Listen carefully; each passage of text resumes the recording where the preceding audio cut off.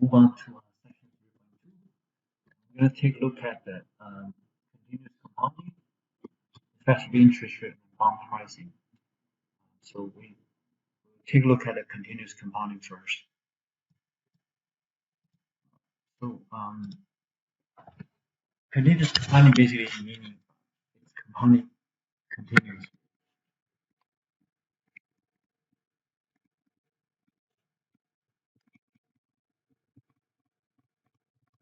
Later, I'm going to show you one of the real-world application of continuous compounding.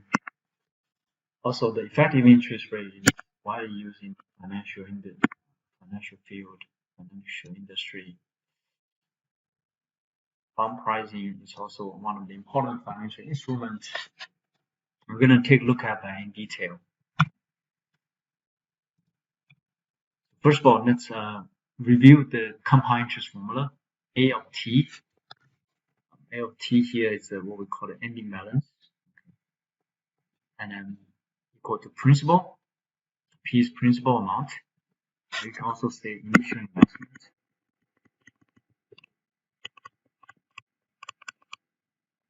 We also have a N, which is N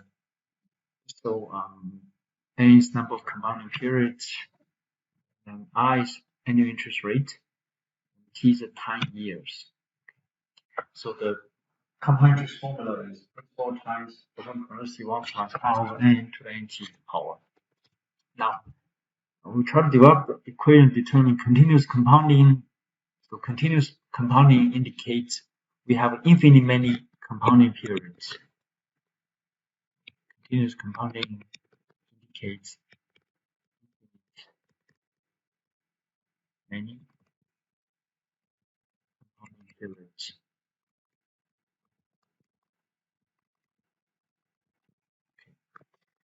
So now let's assuming principal equal to $1 or 1 unit, rate 100%, and then time t equal to 1. 1 year.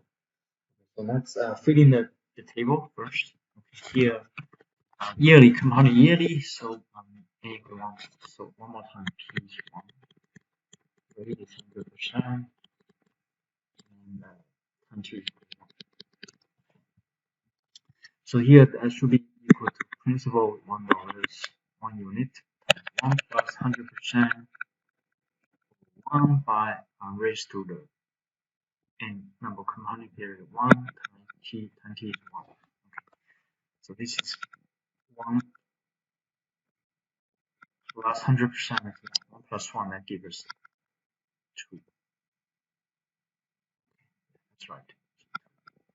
So any balance here should be 2 units. And it is compounding quality, so you will use n equal to 4. Here we have 1 unit times 1 plus 100% raised to 4 times 1. So, again, I'm going to use Excel for this.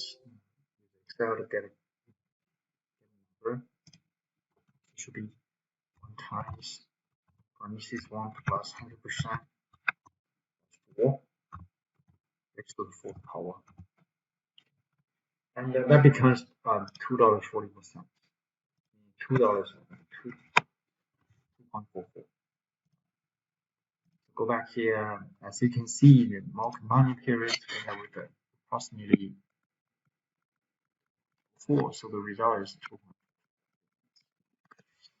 Okay, so now next thing is compounding monthly. So n equal to 12. So 1 times 1 plus 100%. 12 raised to 12 times 1. What that is. Similar here. That let's get a result really quickly. 1 plus 100%. 12 raised to the 12th power. As you can see, this is 2.61. 2.61. This is equal to which one?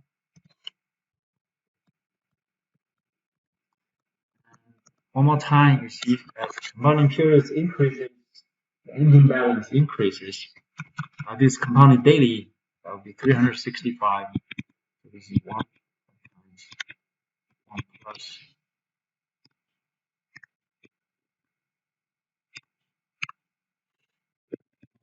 100%.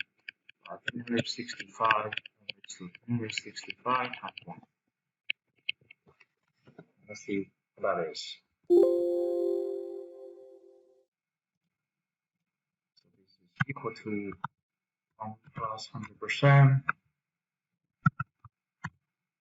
by 365 is 360 power. And this turned out to be 2.71 unit, or $2.71 if you want to put in a dollar amount.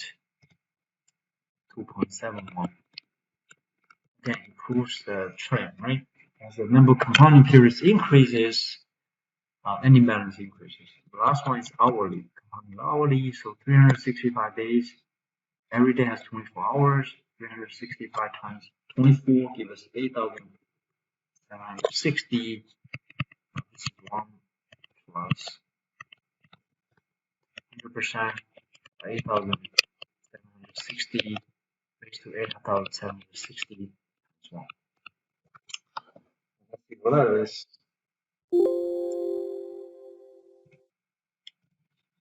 is 1 plus 100% by 8,760 and raised to 8,760 power. Turn out to be 2.718. So this one I'm gonna only two more decimal, 2.718, because that's a number getting close to Euler number, which is natural number, 2.718. Again, as the number of compounding periods increases, ending balance increases. Okay. So now, as you can see, when this n approaches infinity here, infinity, the limit of this will approach Euler number, which is e, right? Natural number or Euler number.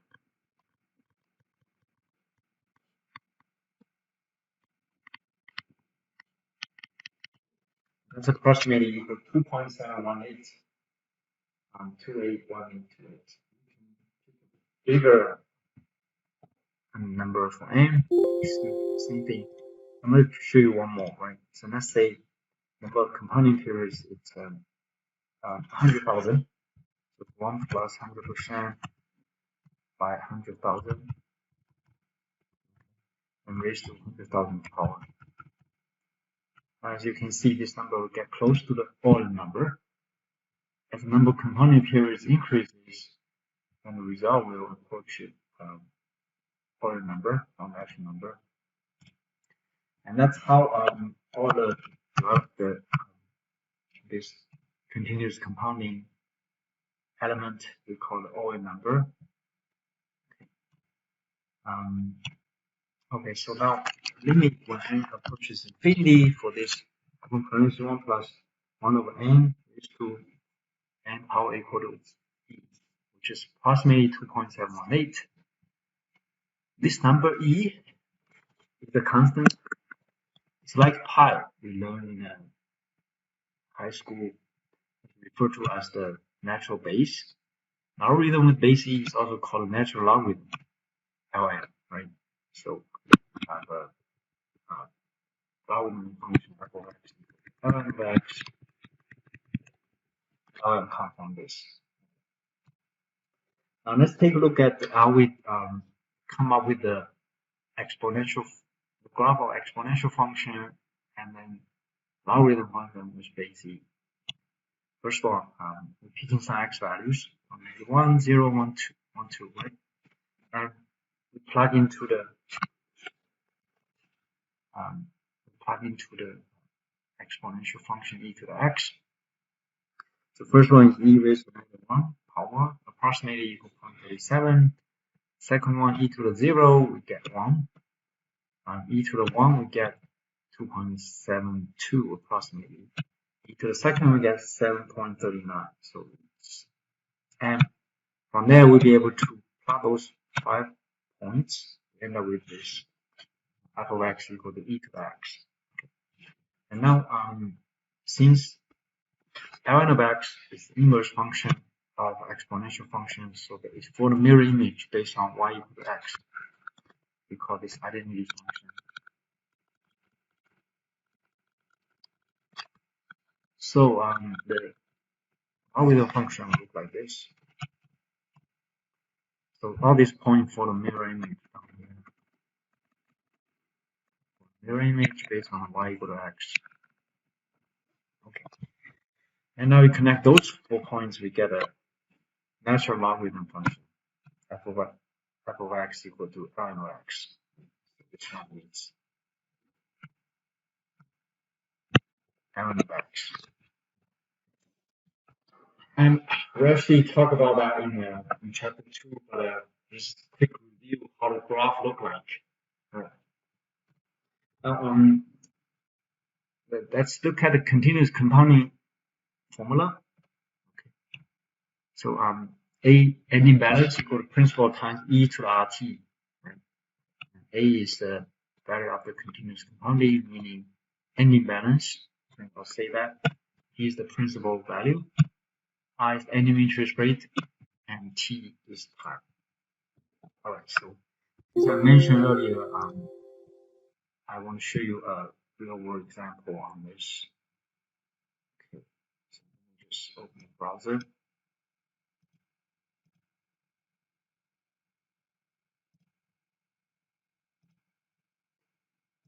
All right, so if you go to Google and type in national debt,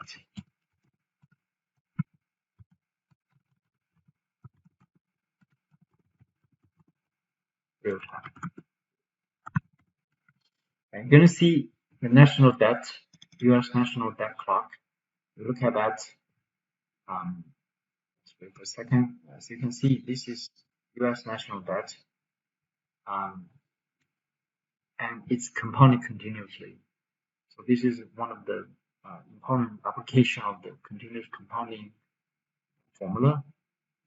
So national debt compounded continuously.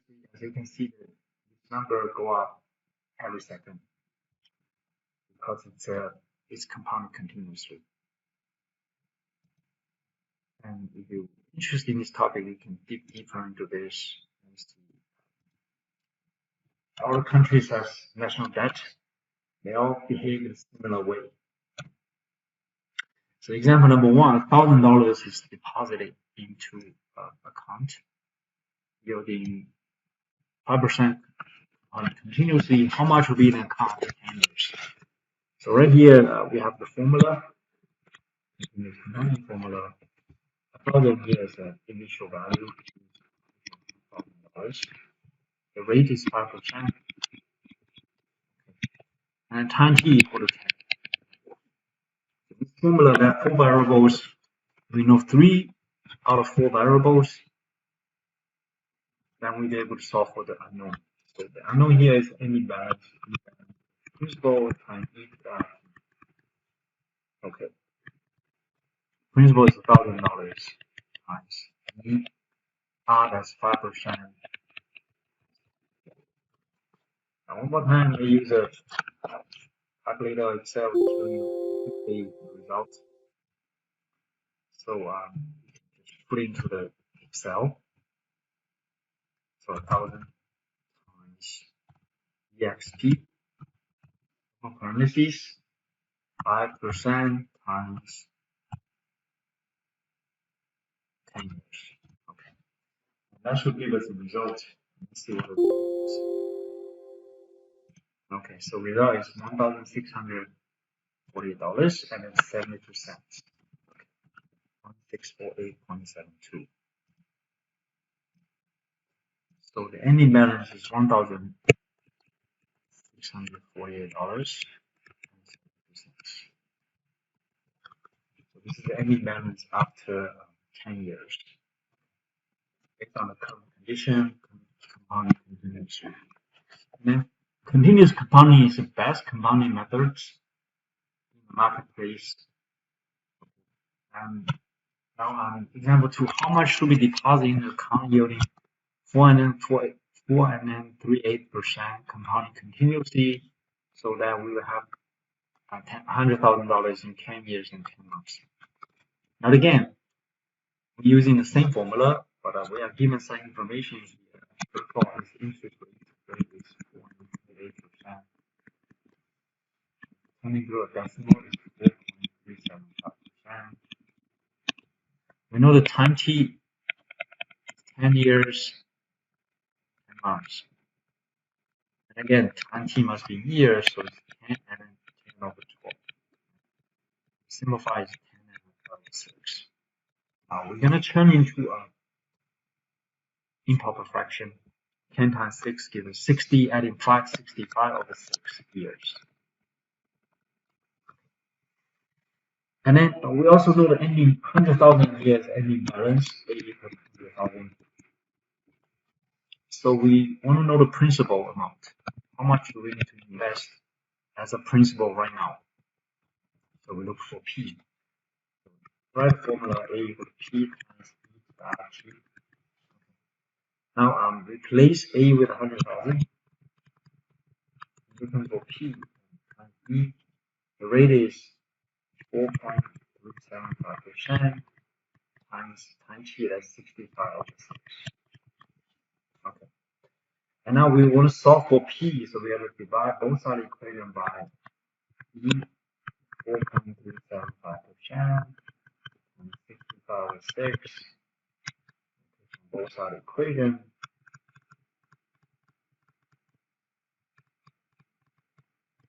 We cancel the E, so now the principal P is by itself. That's what we're looking for. P 100,000 over and E 4.375% is 0.0435 multiplied by 65 over 6. Let's see what that is.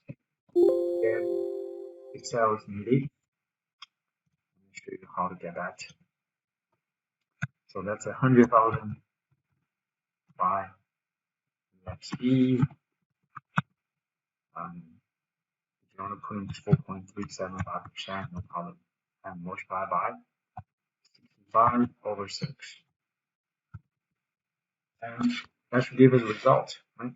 Once you input properly. So this $253.32. 253.32. So we get a 62,000.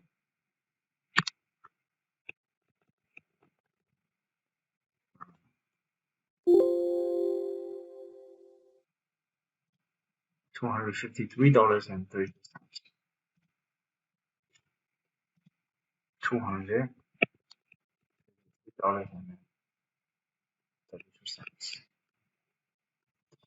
And this is the initial deposit or initial investment needed in the account to achieve the goal in 10 years and in 10 months. Okay. And then example 3, how long will it take $9,000 to grow to $15,000 at a 418% compound continuously? So now here we're looking for how long, meaning looking for 20. And we know $9,000 is principal, initial investment. Ending balance rate is 15,000. Okay. And rate is 4.18%. 4.18% is 4.125%. Decimal number is 0.04125. Okay. So and the only thing we don't know is time t. So we're gonna solve for it. So A equals to principal times B is RT. We solve for time t. Any balance 15,000. So 9,000. E rate is 0.04125 times t. So step 1, we isolate the variable term by dividing 9,000 from both sides of the equation. And we simplify, right? Drop the zeros in the back.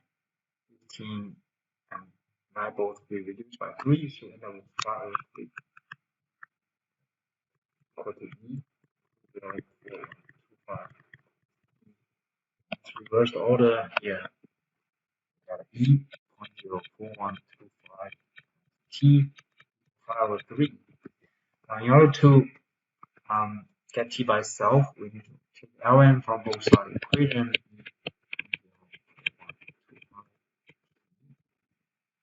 Ln of 3. Let's simplify this, we get 0.04125 equal to ln of. And from there, dividing the decimal number, 0.04125. Okay, so that can cancel itself. Let's see what happens. Let's go to the Excel note. This is equal to ln of 5 over 3 by 4.125%. Percentage, no problem. Get that. So it's 12.4 years. Approximately about 12.4 years to achieve the goal. So the answer here is 12.4.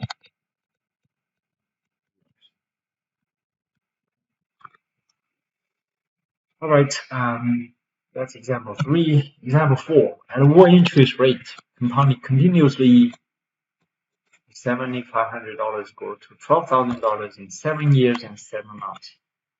For interest rate for R here.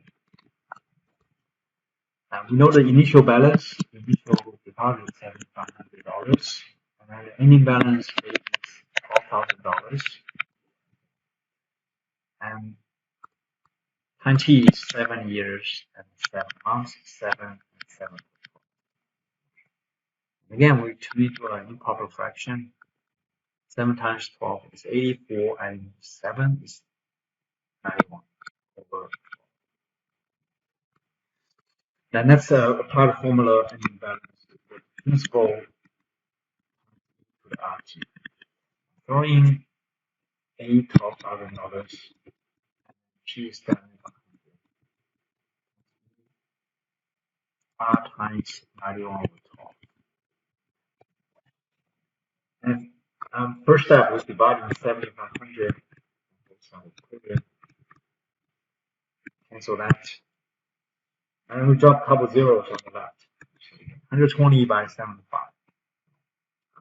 120 over 75. And reverse these two. 91 over 12. It'll be slightly easier to follow that division order. Now reverse the order. So means 91 over 12. That's equal to 120 over 75. Now we're taking ln one more time to offset the exponential function base e.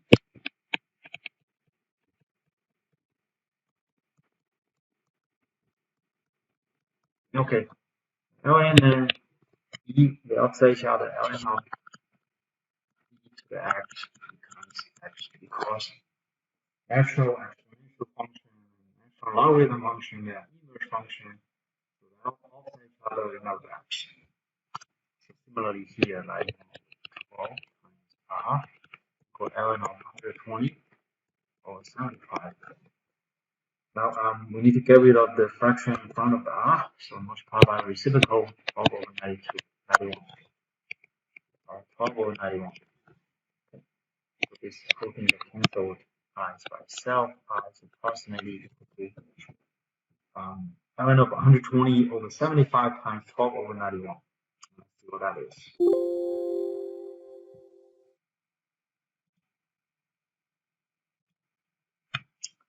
Ln of 120 by 75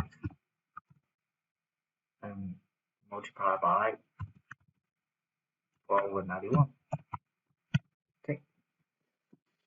And that should do it. We should get a result here. So this turned out to be 4 decimal place, 0.0620, 0.0620,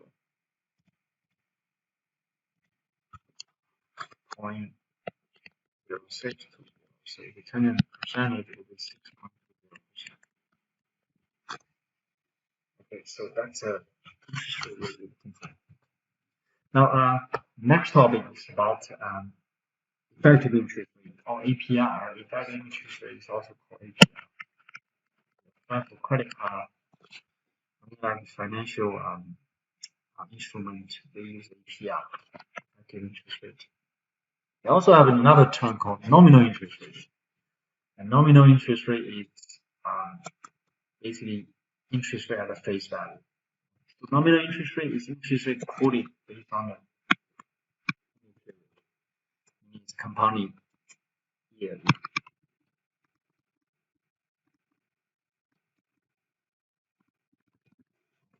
That's why it's annual interest rate.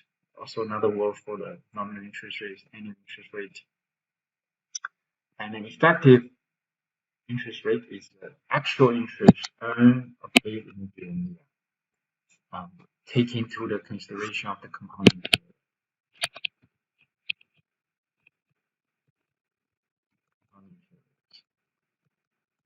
For a lot of financial instruments, credit card is compounding monthly, meaning its actual interest rate compounded monthly. And let's take into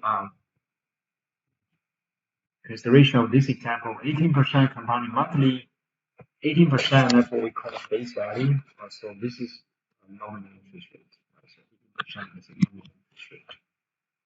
Now, since it's compounding monthly, then we can base on this get an actual annual percentage rate of APR, right, according to the nominal interest rate. Because we have a different compounding period, 18% is compounding yearly. So right here is we try to figure out the annual percentage rate based on the compounding period monthly.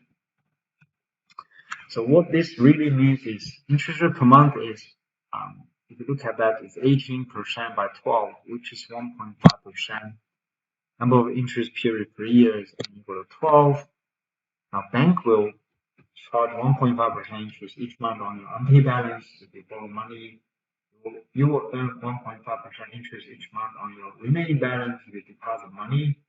But remember, since it's compounded monthly, then the newly earned interest will generate more interest.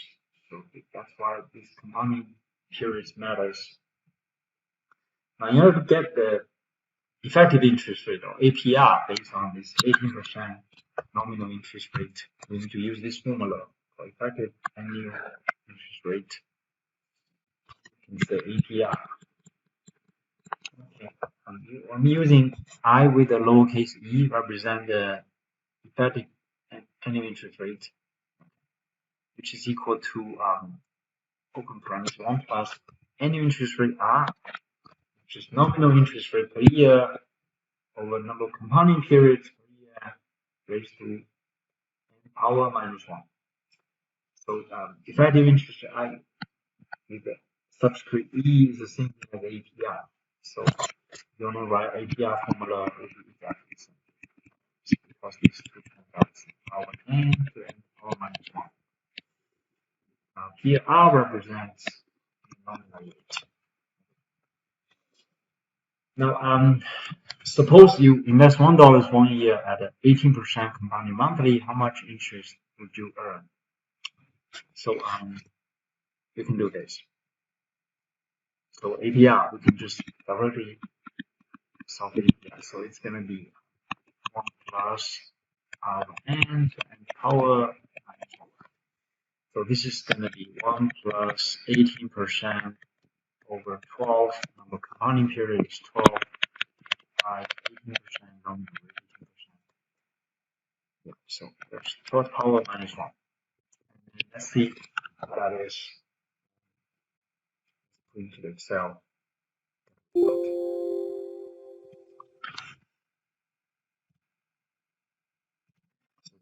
equal to 1 plus 18%,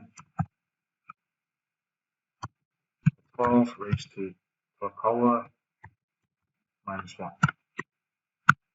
So this is turned out to be, if you turn into a 4 decimal place, is 0.1956. This means is the actual borrowing cost, or the effective interest rate, or APR, it's 0.1956. So this 18% is not a accurate description of the actual borrowing cost. So actually, this should be 0.1956, and then this turned out to be approximately 19.56%. But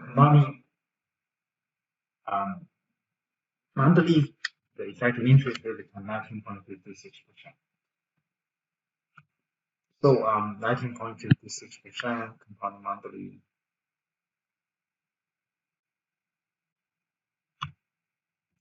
And let's look at a couple of practice problems. If your credit card calculates interest based on 12.5% nominal interest rate, the given R here.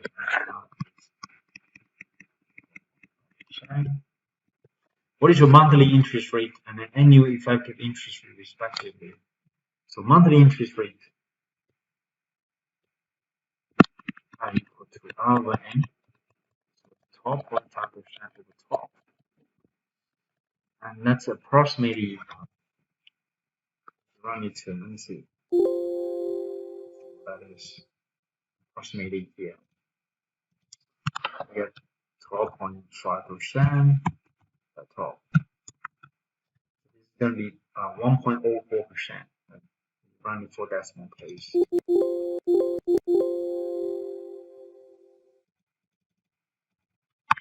1.04%.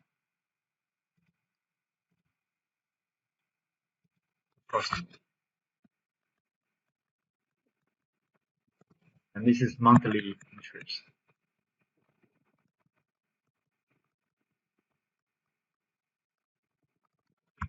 Now the APR, effective interest rate, equal to 1 plus R over N, power minus 1.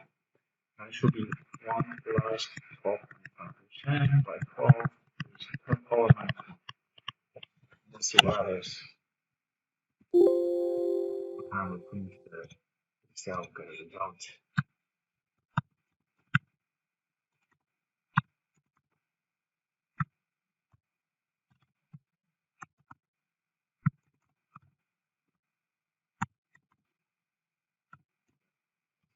And this turned out to be 0.142, 0.324. Run to 4 decimal places, 1324.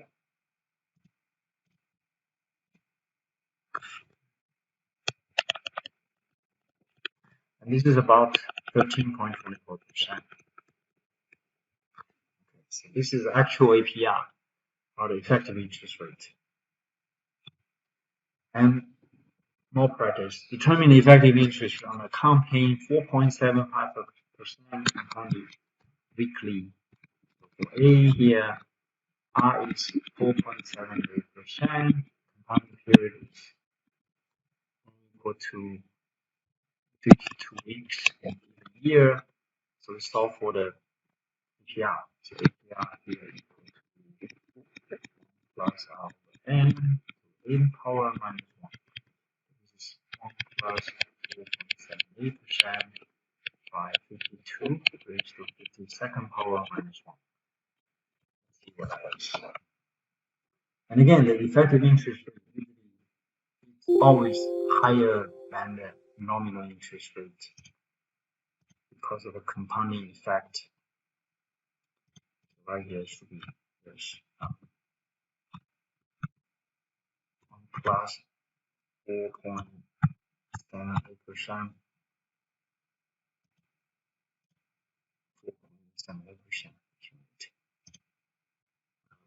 divided by 52 raised to 52nd power minus 1. And this will turn out to be, we run it to 4 decimal place. And again, it's conventional to run it to 4 decimal place 0.0489. So the result is 0.0489, and that's approximately 4.89%. Effective interest rate in compared to 4.78% is higher. Second one, determine the effective interest rate of an account paying 4.78% compounded daily. The number compounded period is 360 daily, so 365 days in a given year. APR, or effective interest rate, equal to 1 plus I over n, 1 power minus 1. So this is 1 plus 4.78% over 365 raised to 366 power minus 1. Let's see what that is.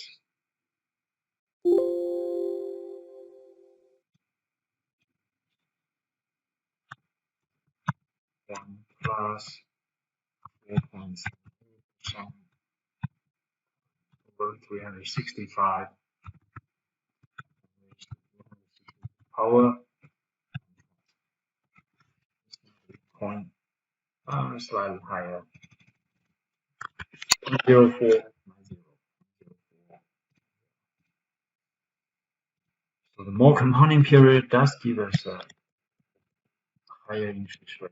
So it's 4.90%. And okay, so this is compounded daily, right? So APR for compounded daily, same interest rate.